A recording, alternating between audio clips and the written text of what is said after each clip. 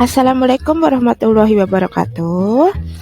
Selamat pagi, selamat siang, selamat sore, selamat malam. Anak-anakku sekalian, apa kabarnya hari ini? How are you today? Oke, kita bertemu lagi dalam pelajaran bahasa Inggris dengan materi terbaru, yaitu tentang Cinderella. Ada yang tahu Cinderella itu apa? Oh, betul. Cinderella itu adalah cerita dongeng atau dalam bahasa Inggris kita namakan dengan narrative text. Apa itu narrative text? Narrative text adalah jenis teks yang menceritakan rangkaian peristiwa dengan sistem kronologis atau saling terhubung. Narrative text biasanya bersifat imajinatif alias tidak nyata, sehingga itu hanya hasil imajinasi dari penulisnya. Untuk tujuan naratif teks itu hanya untuk menghibur aja ya, bukan untuk memberikan keterangan dalam bentuk apapun. Menghibur dalam bahasa Inggrisnya yaitu to entertain audience. Nah, struktur of narrative text ada 4, yaitu orientation, complication, resolution, and reorientation. Untuk pemulaan, kalian bisa klik video tentang Cinderella berikut ini selama 14 menit agar kamu bisa mempelajari apa itu cerita dongeng dalam bahasa Inggris. Untuk keterangan struktur organisasi naratif teks, yaitu yang pertama, orientation. Orientation berisi pendahuluan, yaitu pengenalan tokoh, cerita, latar atau setting di mana cerita itu berlangsung. Untuk yang kedua yaitu complication, permasalahan yang muncul di dalam alur cerita tersebut. Yang ketiga yaitu resolution, penyelesaian masalah di dalam cerita.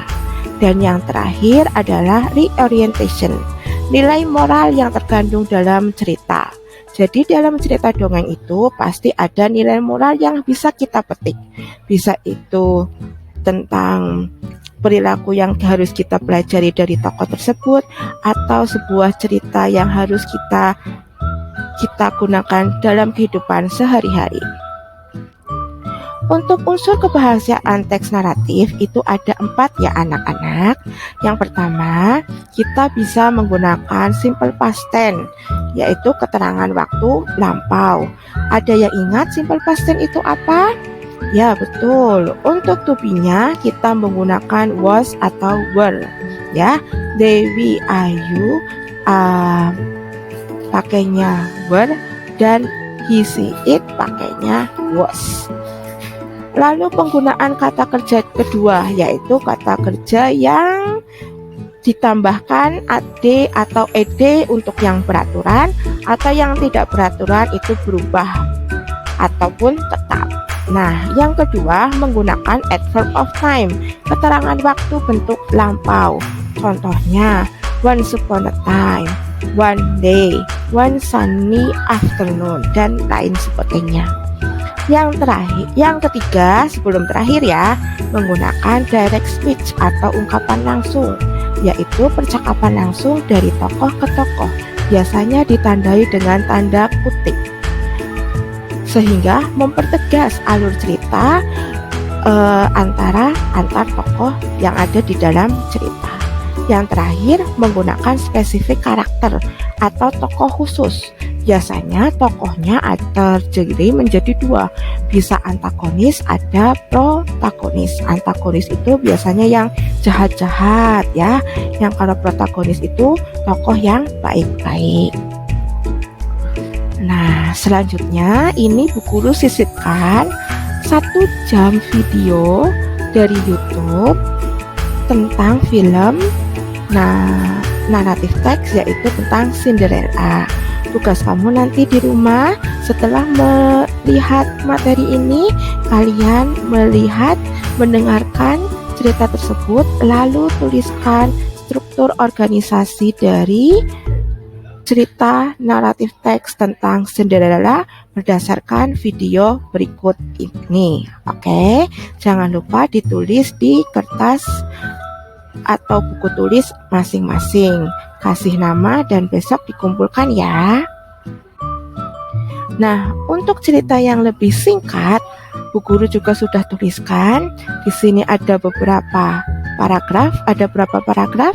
1, 2, 3, 4, 5, 6, dan 7. Paragraf 1 tentu saja tentang orientation. Dan yang terakhir tentang reorientation. Kalian bisa lihat strukturnya di slide sebelumnya. Nah, setelah kita melihat, mendengarkan, dan membaca semua teks naratif tentang Cinderella, mari kita kerjakan latihan soal berikut ini. Yang pertama, how did Cinderella look like? Seperti apa Cinderella itu? Yang kedua, with whom did Cinderella live? Dengan siapa Cinderella tinggal?